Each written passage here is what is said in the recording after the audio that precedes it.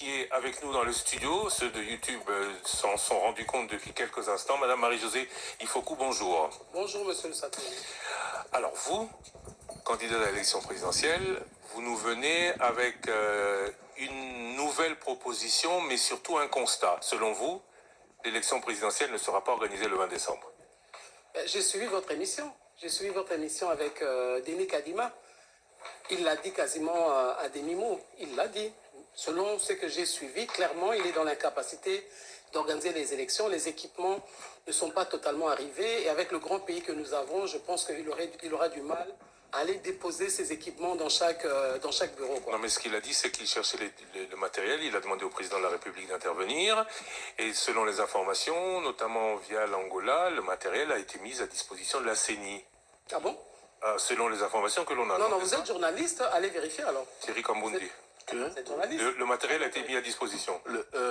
Les avions. Oui, au plus non. Les avions doivent arriver avant mercredi. Ce que l'on sait, c'est que en termes de lot des matériels de la CENI, une partie est arrivée le week-end, mais par rapport aux avions sollicités par la CENI auprès du gouvernement ou du président de la République, apparemment le gouvernement a obtenu de l'Angola un appui.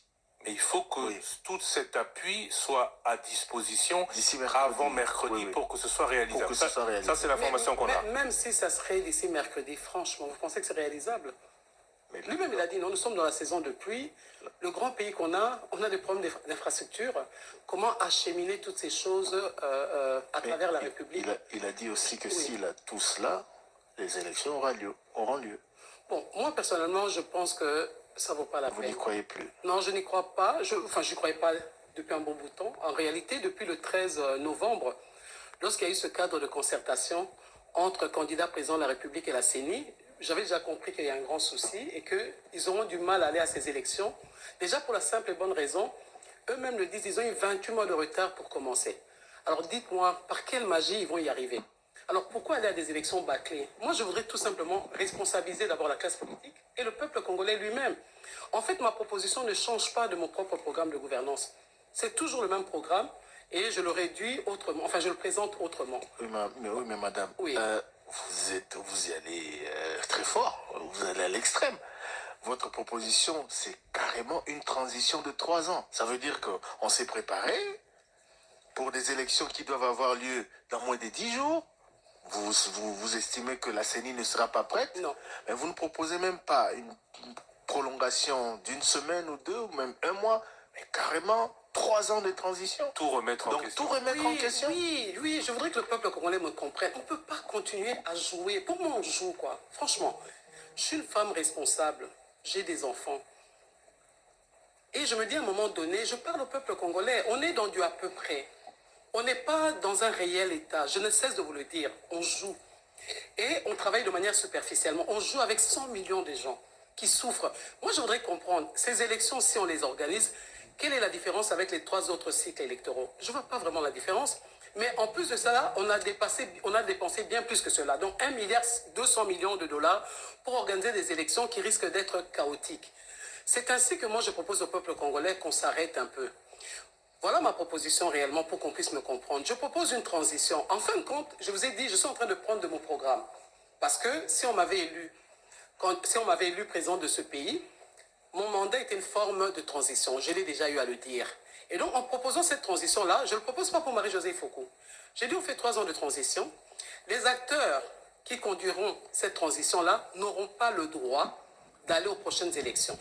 Comme ça, il n'y aura pas partage de gâteau et comme ça, la situation sera moins tendue. Puisque le combat aujourd'hui se passe entre Moïse Katumbi, Félix Tshisekedi et le FCC qui ne s'est pas retrouvé dans le jeu. C'est ça le tableau. Mais nous avons tous suivi la gestion de ces 3 grands groupes. Je parle au peuple congolais, nous avons suivi leur gestion. Qu'est-ce que ça a donné nécessairement? C'est une opportunité, juste laissez-moi terminer s'il vous plaît, c'est une opportunité pour que les 3 groupes aillent un peu se reposer prennent le temps de réflexion, laisser un groupe de Congolais qui peuvent conduire une transition pendant 3 ans et nous emmener à une nouvelle république et organiser des élections crédibles et transparentes. Parce qu'aller comme on est en train d'aller, je vous assure que ça peut exploser à tout moment. Et moi, je pense qu'on devrait arrêter cela bien avant. Sur quelle base ils vont aller se reposer et vous laisser gérer? Et mais puis, je ne parle pas de moi, oui. c'est pas que c'est Marie-Josée qui va gérer. Pas vous. Ceux-là qui vont gérer. Oui. Mais le pays ne leur appartient pas. Oui. Monsieur Karoudi. Il appartient à tous. À tout le monde. Ils ont le Alors, droit. pourquoi ce sont ces 3 grands groupes qui doivent tout le temps décider à notre place? Mais pourquoi vous les écartez? Non, je ne les ai pas écartés. J'ai fait une proposition. Parce que d'habitude, pourquoi les Congolais ne veulent pas des transitions? Parce qu'on va au dialogue. Après, il y a une transition et c'est un partage de gâteaux. Donc moi, je viens avec une autre proposition. C'est une transition, mais le dialogue qui aura lieu, on retient que il n'y aura pas... Tout simplement, s'ils veulent travailler, ils peuvent travailler. Il n'y a pas de souci. Ils peuvent entrer, mais ils n'iront pas aux élections dans les 3 ans après, à la rigueur. Bon, ce n'est pas la première fois. Ce n'est pas pour la première fois que vous proposez une transition de 3 ans. Oui. Mais la question, j'y reviens, vous la ramenez aujourd'hui alors que des fonds importants ont été investis, presque $1 milliard américains. Mais pour que ça donne quoi? Pour que ça donne quoi? Je vous pose la question. Oui, mais est-ce qu'il n'y a pas moyen de se donner un peu de temps pour rectifier les tirs? Il faut faire table rase, tout jeter à l'eau. Ça ne changera rien. Vous allez me donner raison. Si on y va comme ça, on reviendra, vous m'inviterez encore. Madame Marie-Josée Foucault, vous êtes candidate présidente. Vous connaissez très bien que la RDC, notre pays, c'est une démocratie constitutionnelle. C'est-à-dire il y a des tests de loi qui organisent la société. Votre proposition des lois faites viole justement la loi. Comment est-ce qu'on doit quitter le cadre constitutionnel qui détermine les modalités d'organisation des élections dans notre pays pour atterrir rapidement comme ça dans une transition de 3 mois? C'est quoi les mécanismes? Pas 3 mois, 3 ans. 3 ans. C'est quoi les mécanismes qui vous autorisent ça? Quels étaient les mécanismes lorsqu'on n'a pas organisé les élections en 2016? J'aurais aimé vous voir réagir fortement, les journalistes. C'était, oui. Oui, mais quels étaient les mécanismes? Comment on allait réagir, nous? Non, je demande justement, parce que ça semble déranger tout le monde. Mais en 2016, il devait y avoir élection, non? Oui. Est-ce qu'il y a eu élection? Non. Alors, parlez de la Constitution à ce moment-là. Mais justement, c'est une situation qui violait la loi et qui a été dénoncée par la classe politique, dénoncée par ceux-là qui sont justement dans cette démocratie et qui souhaitaient que la loi soit respectée. C'est un cas de jurisprudence, ça a créé un précédent. Alors retournons à ce précédent-là, mais faisons les choses pas pour l'intérêt d'un groupe de gens. Encore qu'il faut C'est ça ma frustration. Encore qu'il faut interroger les raisons qui ont poussé à ces glissements. Nous sommes dans un contexte particulier. Vous dites qu'il y a un problème logistique des déploiements des matériels qui devaient justement permettre l'organisation des élections. À quel moment on quitte les problèmes logistiques à un glissement ou à une transition de 3 ans? Parce qu'en réalité, je vous ai dit, nous sommes à notre 4e cycle électoral. Je ramasse le tout. Et je suis convaincu que ça ne changera rien. Vous le savez tous aussi. Le pays n'ira pas nécessairement mieux. Parce que nous avons déjà vu la gestion de tous ces gens-là. Est-ce que ça a apporté quoi au pays? Il faut que les Congolais prennent le courage de faire les choses autrement. Pourquoi continuer à accepter à être traités comme des esclaves dans son propre pays? Pourquoi? Moi, je suis révolté. J'essaie de pousser le Congolais à une révolution. Mais une révolution qui ne va pas nous pousser dans la rue pour qu'on tue les nôtres, mais qui comprennent qu'on peut faire les choses autrement. Des élections pour en faire quoi? 1 milliard 100 millions de dollars pour en faire quoi? C'est ça ma question. Pour que quand les élections vont passer, vous allez voir ce qui va se passer là. Dès qu'on va déclarer tel candidat ou un autre, la rue va s'enflammer. Ça sera pour quel objectif toutes ces élections-là? Donc moi je suis en train, à travers ces genres de problèmes, je reviens avec ma proposition, qui est ma propre vision, mais je ne veux pas que ça soit la mienne. Je vous ai bien dit que ce n'est pas important que ce soit Marie-Josée qui porte cette vision-là. Quelqu'un d'autre peut le faire. On s'assoit sur une table, comme on l'a fait en 2016. Mais cette fois-ci, pas seulement avec les politiciens, avec tout le monde. Oui, mais est-ce qu'on a le temps Est-ce qu'on a encore le temps des dialogues? Transition de 3 ans, peut-être bonne idée. Transition de dialogue avec des animateurs qui ne pourront pas se présenter aux prochaines élections, peut-être bonne idée. Mais combien de temps faudra-t-il pour trouver ces animateurs qui vont diriger pendant 3 ans dans un contexte constitutionnel à définir, qui n'auront pas ou qui, au début, déclareront ne pas avoir d'ambition pour l'après-élection? Ça fait beaucoup, alors que plus simple serait de dire prolongeons de 3 mois peut-être, ce serait plus simple, le temps que la CENI, si elle obtient le matériel, vous avez entendu l'émission, vous savez que dans les précédents scrutins ou processus, on avait dit qu'il faut 60 jours pour tout déployer. Pourquoi pas 60 jours à 90 jours pour tout déployer et avoir des élections saines? Moi, je vous dis qu'on n'est pas dans le même état d'esprit. je suis dans un autre combat. Et ce combat-là, je le porte dans ma vision de la rupture du système de prédation par la combolisation pour la renaissance de la République démocratique du Congo. Et c'est une vision que je ne demande pas à la porter nécessairement. Mais j'ai dit que c'est une vision qui est salvatrice, nous permettre de passer à autre chose. Même si on organisait ces élections dans 3 mois, vous le savez tous comme moi, le peuple ne se retrouvera pas plus. Ça fait 63 ans que nous sommes soi-disant libres pour pouvoir gérer notre pays. Mais quelles sont les solutions? Qu'est-ce que nous avons aujourd'hui? Qu'est-ce que nous avons fait pour aider le peuple congolais à sortir de sa misère? Moi, je profite de cette situation. Vous voyez le nombre de candidats que nous avons? Je ne sais pas si vous voyez le nombre de candidats. Et quand vous regardez le nombre de candidats que nous avons aussi, ce sont les familles, c'est les épouses, c'est les sœurs, les cousines. On va où, peuple congolais? À un moment donné dans la vie, je parle au peuple congolais d'abord, pas aux politiciens. Il n'y aura aucune solution si nous continuons comme ça. Même si nous retardons les élections de 3 mois, j'essaie de faire comprendre au peuple, nous n'y arriverons pas. Les Congolais veulent du neuf. Les Congolais veulent un changement. Et c'est de ce changement-là que je parle. Arrêtons ces élections-là inutilement et passons à autre chose. C'est ça ma proposition. Madame Marie-Josée Ifoko, dans l'interview diffusée juste avant votre arrivée, vous avez lancé votre message au président de la CENI. Vous lui demandez de dire qu'il n'est pas à mesure d'organiser les élections. Tout à fait. Mais dans le développement, justement, ici dans l'émission, on comprend que votre message s'adressait plus au président de la République. Vous demandez au président de la République de suspendre le processus et de convoquer la classe politique au dialogue, concrètement. Il fait partie de la population pour moi. Même s'il est président de la République, c'est un Congolais d'abord. Je parle des Congolais, la population congolaise. Je m'adresse d'abord à la population congolaise de manière générale. Mais c'est au président d'élever l'option politique. Il m'entend aussi, non? C'est une proposition que je suis en train de faire. Vous savez, à un moment donné dans la vie, il faut prendre le courage de dire que ça ne va pas. C'est aussi ça, gérer. C'est aussi de la gestion. De reconnaître que on n'a pas bien avancé, on n'a pas fait les choses comme on aurait aimé. C'est une opportunité pour nous tous de sortir de toute cette pression. L'atmosphère est tendue. Il suffit d'une aiguille pour que ça explose. Et moi, je viens comme une mère pour dire que arrêtons cela. Nos enfants risquent de mourir inutilement et vous allez continuer à vivre. Faisons les choses autrement. Madame, restons dans votre vision des choses. Vous parlez de transition des 3 ans. Les acteurs sont convoqués pour diriger.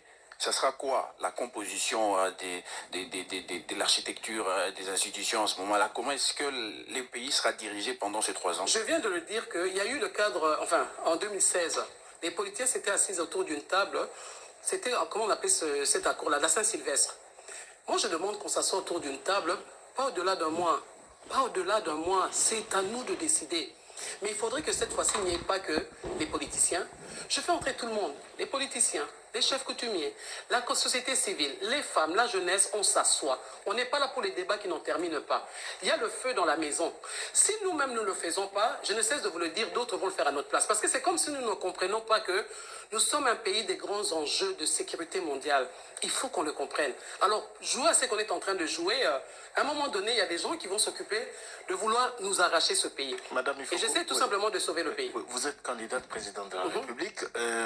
Vous avez dit que pour le moment, ceux qui mènent le jeu, c'est les camps Tshisekedi, les camps Katupi et le FCC à peu près. Oui. Si vous, candidate numéro 9 à la présidentielle,